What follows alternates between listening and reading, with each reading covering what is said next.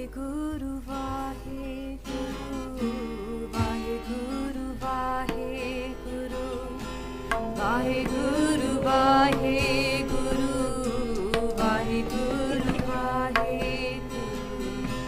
WhyGuru, Waheguru ji ਕਾ ਖਾਲਸਾ ਵਾਹਿਗੁਰੂ ਜੀ ਕੀ ਫਤਿਹ. Okay, so what happens? What you can see is that like a chess slide, okay, that we are now surrounded by all sides by the enemy. Okay, this is what's happening in Punjab. Okay, now the Punjab annual GDP is 80 billion US dollars. That is how much money Punjab makes, gross domestic product, annually. Yeah. So if you've got an economy that big, it's not the biggest economy in India, but as a state, what would you pay, right? What would you pay for a business that was going through that much money to keep it in your company rather than get rid of it? Now the Sikhs are trying to take it off you. What would you then pay to destroy Sikhi? You've got to think about this.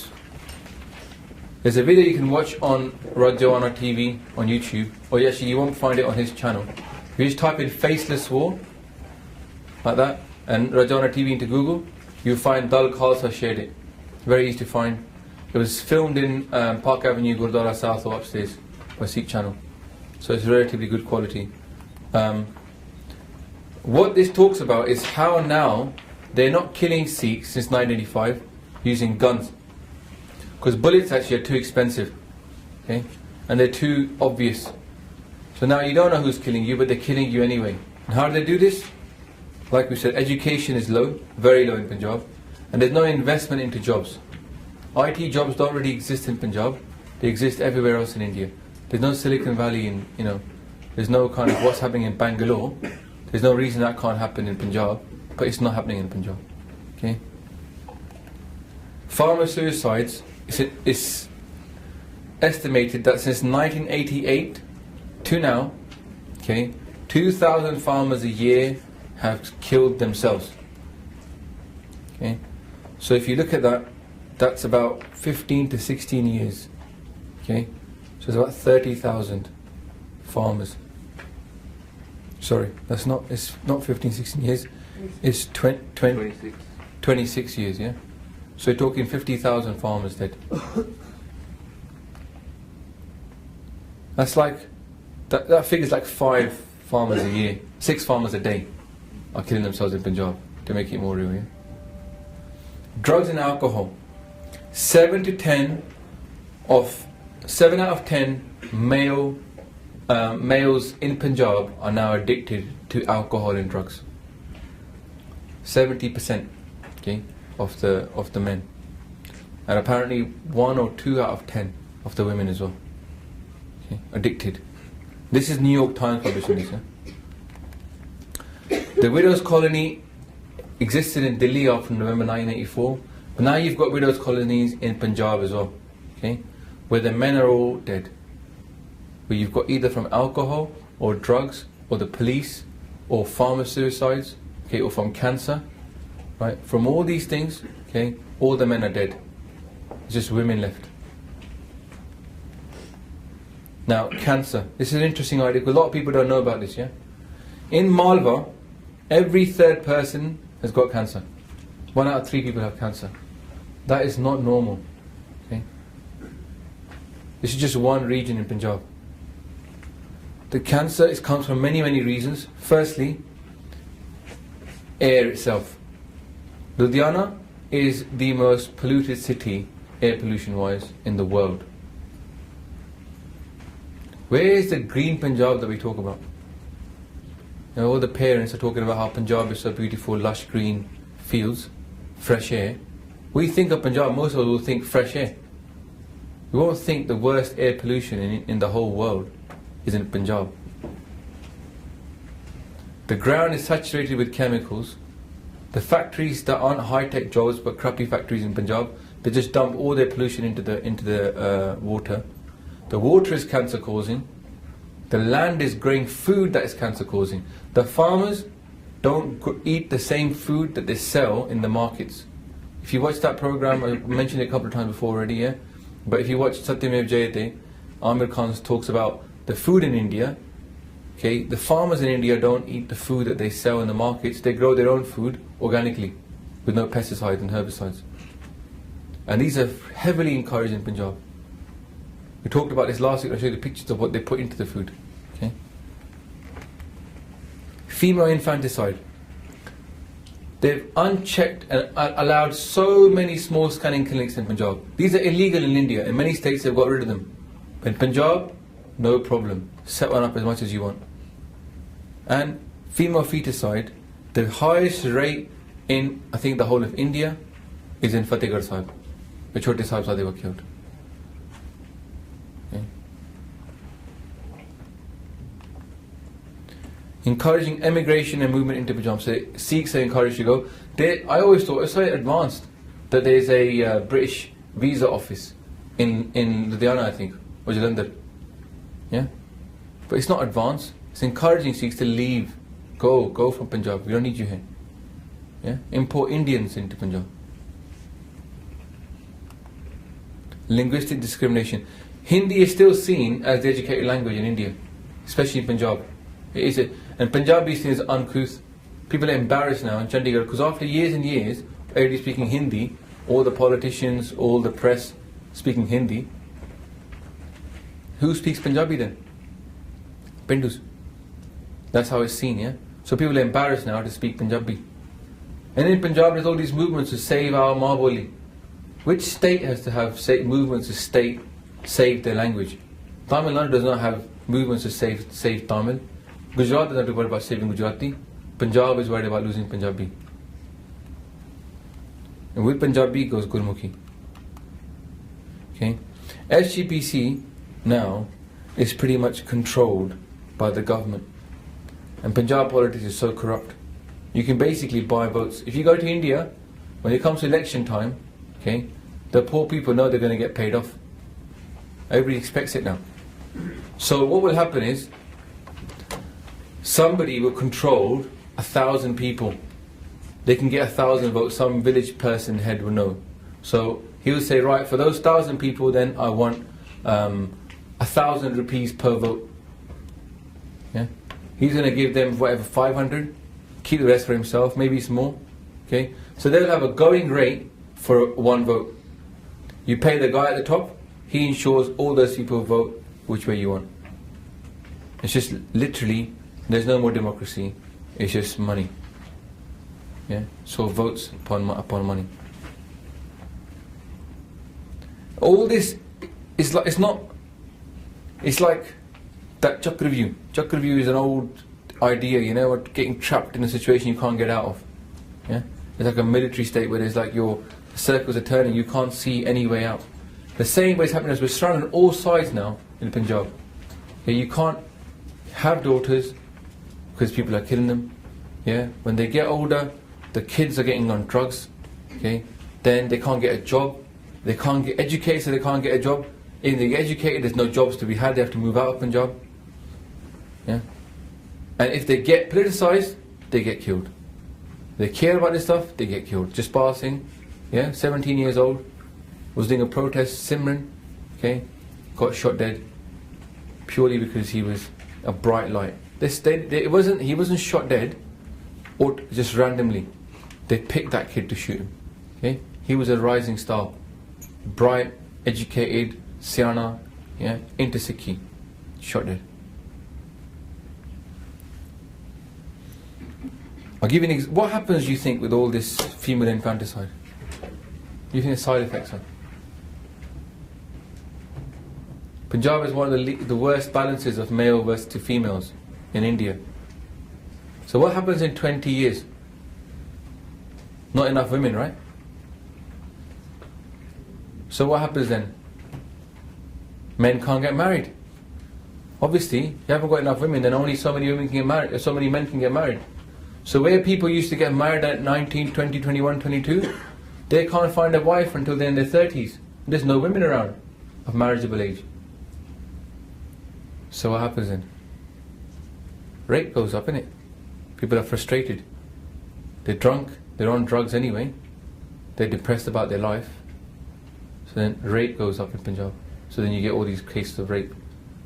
But let's say you just discount rape, the other thing that happens then is that women are imported in, yeah, from other states. You now have got a migration of one woman getting married from Bihar.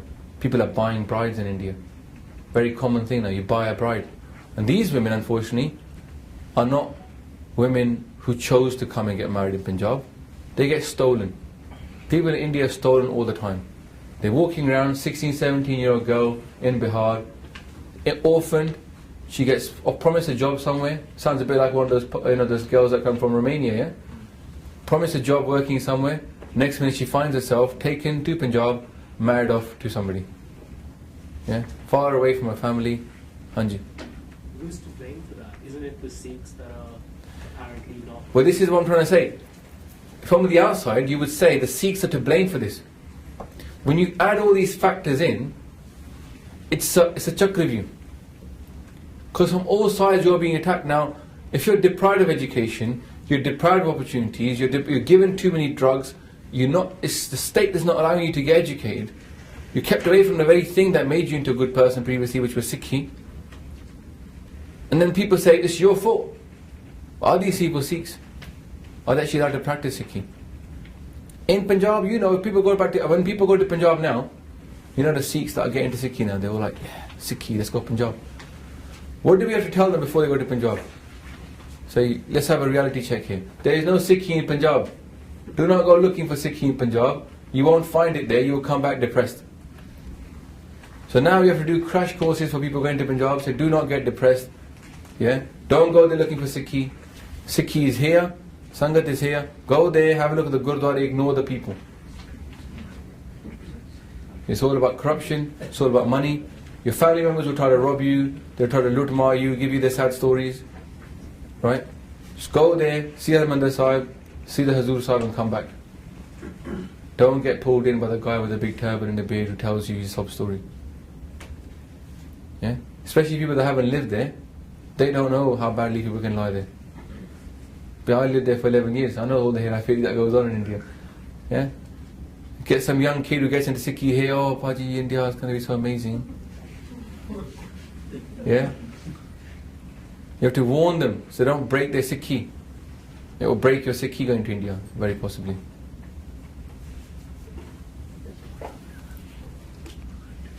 And then the other thing is, we're talking about Sikhi, encouraging cults and deras. Ashutosh, who just died now, good luck to him. All the other people, Nakli Nirankaris, okay, Radha Swamis. Radha Swamis are massive. Radha Swamis in India have had fights with the Sikhs and shot people near Bias, yeah? They've stolen Gurdwara land in Bias. These guys are allowed to carry on unchecked. They sell Amrit of different levels, yeah? How much money you got to get a different Amrit. And still people fall for it. And the thing is, people say, well, those guys aren't Sikhs. The people that go there, they are Sikhs. Yeah? The people that are standing there at the front with turbans on, why are they standing with turbans on? Gurdas Man is matha taking to this Nakodar Baba who walks on the stage smoking, yeah, as a Baba, but who's the guy handing out the money? Guy with the pug on. In all these organizations, there's always one guy who's got a turban at the front. And Sikhs are all sitting in the audience. Yeah? Because people, what have they got? They haven't got anything else to go for. So it's easy to point the finger and say, it's your fault. These guys have got nothing. This is Jarnail Singh on the left with the white pug and Pulka on the right with the blue pug. Who is Jarnail Singh? He got fed up with I thought I put his book in there somewhere. You see, was that image not there? I accused? No. I mentioned it last week. In last week, when the last topic we covered, we talked about his book, I Accuse. Jarnail Singh's great book. He was a young guy at that time, okay, of when it happened. He talks about, for example, so with Jarnail Singh, he was a young kid at the time. He talks about all the rumours that were spread about in November '94 and what's happened since '84. Okay, how he's dealt with it. And he, again, his family suffered from 1984. He saw firsthand what had happened, and then he expected some kind of justice. He got into as a journalist to kind of, write about human rights in India. And then his final chip was in 2004, following the last Nanavati Commission, when the Chief Minister says that, we're not going to charge Sajjan Kumar and Titler. And they said to him, like, are you going to charge him? He goes, look, personally, what's your reaction? He goes, personally, I'm very happy because he's a friend of mine, that he's not going to get charged. He took off his chappal and he threw it at him in the middle of a big meeting like this.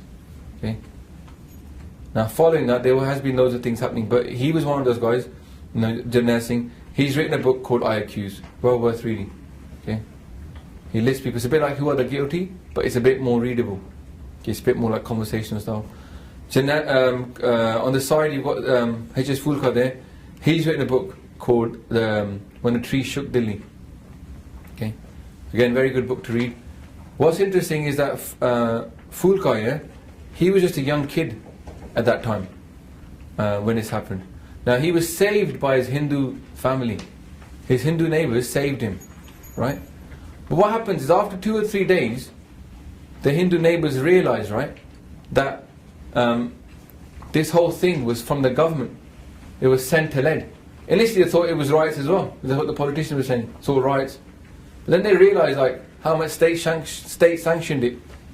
So they're like, well, if the state is sanctioning it, we can get away with it. What did they do? They took over his flat. Same neighbours that saved him took over his family house. And when these guys left Delhi for a little while, then they came back, their house was gone from them. The neighbours took it over. Obviously they never got it back either. Now, when you see right now, Professor Pullar, by Balwant Singh Ji, on death row. Now what they do when people death row is they sort of keep them there, and every time something's going to happen that's going to be nice for the Sikhs, like Vaisakhi time. It's coming up now in April. Last year Vaisakhi time, what happened? Balwant Singh is about to be hung 2 days before. What did they try and do? Try to keep us running on the treadmill.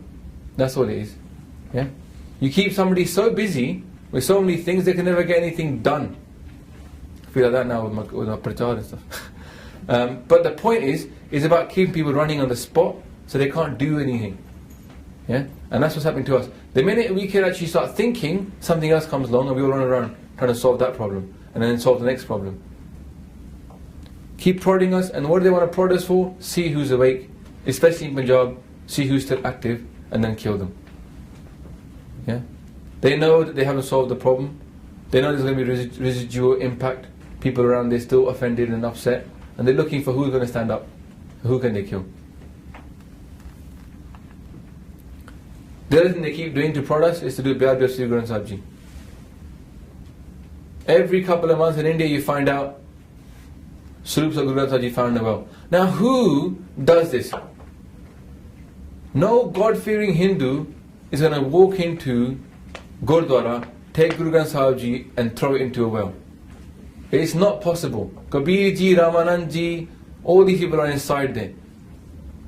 Anybody who believes in karma, they know about Guru Nanak Dev Ji Maharaj. They know Bani is Guru. They will not take that risk. So who does this? It's criminals, paid off to do it. Okay? And why are they doing it? Why in a time where there's peace, suddenly do you find out that so many troops of Guru Granth Sahib Ji are found and dumped in a well? Rubbish on top. Why does that happen? Because somebody somewhere will get upset and go and do something and then spark it, and hopefully then when they'll stand up, they'll kill those people. And Singhs have done it as well.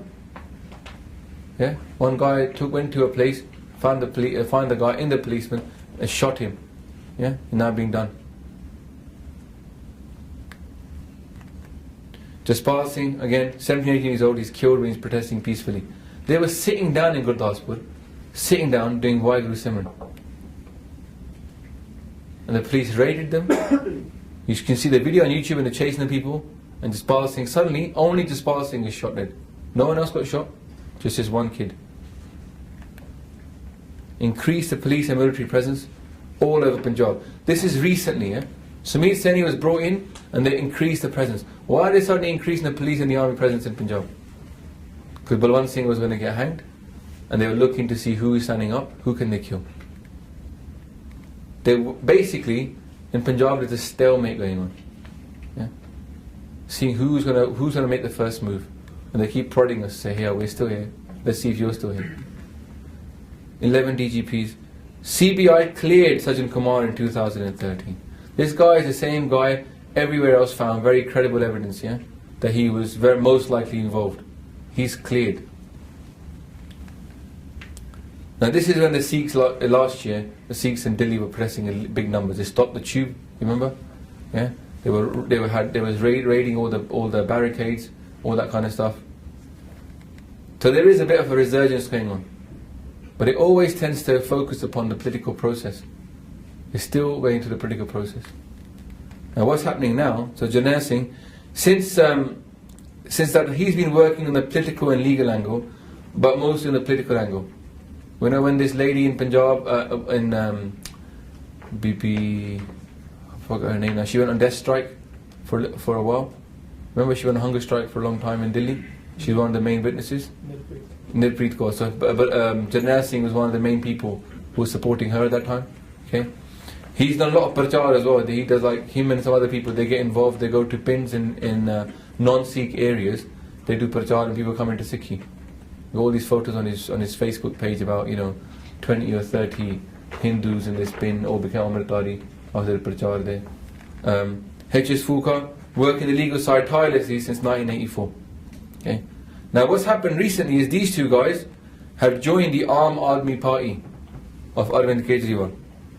Now Arvind Kejriwal, he was one of the main two people that got involved in this kind of reform India, and they had it wasn't an Aam Admi movement first, then became a political party, and then the two of them split ways.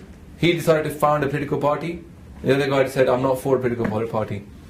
He then gets elected as the head of Delhi, the chief of Delhi. Yeah? Now while he's there, he has a bill that he wants to get passed, which is all about corruption. The two main parties, okay, BJP and Congress, united to vote against his bill. And he promised that if it doesn't get passed, he will resign. It didn't get passed, so he did resign. He was only in power for like 2 months. Yeah? Half of those 2 months, I think he slept outside the train, the Delhi train central offices. He slept outside the office of the train company because to protest against the bad trains. There's a very decent banda, right? Now what's happened is that he's now left Delhi politics and joined national politics. So Aam Admi Party as a contender in national politics. A lot of people behind this guy. A lot of like New Age Indians believe in true justice. He promised, when he was the director, to launch an investigation into 1984. Now what's happened is that these two Singhs have gone to Punjab to stand as candidates for Aam Admi Party in Punjab. Obviously they're loved by the Sikhs in Delhi, yeah, in India, because they've been going for it for a long time. Very well known, these guys, yeah. These are like household names for all the Sikhs and all the people in Punjab. They know this guy. So they're now standing for the Aam Admi Party. So the current state, we don't know. When I did this course last year, none of this stuff was going on. The Sikhs in India were quiet. There wasn't. But recently, you've seen a resurgence of stuff happening. Yeah, and it seems to be down the political, and the message seems to be a lot less about Kurdistan, a lot more about justice in India. Okay, and if you watch that video by Jasraj, Tehzab, Acid. It's interesting because at the beginning of that video, what they have is all these people standing around in India talking about the people that have been killed since 1984, and Bhagat Singh turns up, like he comes up dressed as Bhagat Singh, and he says, "Did we give our lives for this independence movement people?" They're standing there saying, "Did we give our lives so that Indians can kill Indians?" So what they're trying to do is very good. Their political angle and their kind of PR campaign is saying that look, Indians killed Indians, and that's not right. Yeah. Rather than make it a Sikh issue, they go back to the original angle, which is all about politics and about state rights. But they're not still dealing with the issues behind 84. Yeah? Mostly they're dealing with the fact that it needs to have justice brought. the tide of opinion in India is very much now becoming that. Obviously, everybody knew anyway, but it's more publicly discussed that Congress basically organised it. And there's the spat you saw recently between Rajiv Gandhi, what's his that idiot's name? What's his name? No, Gandhi. What's the new Gandhi? Rahul Gandhi saying that we did more in '84 than you guys did in Gujarat, which is a complete joke. So he sent that to the BJP. And BJP then had a fight saying, no way, you've done way worse than us. At least you got people convicted. You had like not even anybody convicted. So they basically, the two parties are fighting over each other as to who's the worst. Yeah. You can see that. What's that? Now, what's also happening is organisations like SOPW and CASA. So after I finish, just remind myself, Singh's going to come up and talk a little about what SOPW are doing, a little something about. He's forgotten as well. But there are. So CASA Aid is working a lot with Shaheed Parwars. Yeah, they're helping people, families who've lost people. Now, you might say, well, some Shaheeds were involved in the movement. Other people just picked up and killed. But they're all Shaheeds, they're all dead, right? But those families lost out because the main breadwinner, the sons, or in the future, the parents now getting old, they've got no one to look after them. Okay? And so they're working with those families and supporting them. What they're not doing is just giving them money. They're trying to spend their education, build houses, water pumps, give them things that are not money orientated so they don't corrupt them. Okay? But Ravi Singh, if you talk to him, he's told some crazy stories about how when they were giving women people education or little stipends for food and stuff, that people in the bin were coming up and stealing that money from them. So the bin is totally corrupt anyway. People are, druggies aren't exactly going to be moralistic people, yeah? When they got addictions, they will do whatever they can to feed that addiction, yeah? Straight up, you can't trust a druggie, no way. If they're addicted, you can't trust them, right? And this is what's happening in Punjab now, so it's very hard to help people there as well. Because when the addiction's gone in, SOPW, what they're doing is working to do a lot to help the prisoners that are in prison. Pastor Balbir Singh, when we did this talk, exact one in Southall on the WhyGuru course, he actually he talked for quite a while about how he had been in jail and he'd met people like Jagtar Singh Hawara, Parajona, and he'd promised them that he would do something for the prisoners. Because people were, these are prisoners who are jewels of our Panth, who couldn't even afford to buy toothpaste. They're living inside, they're having to trade little things, just little things they wanted. So he set this up, SOPW, to help the people that are in prison.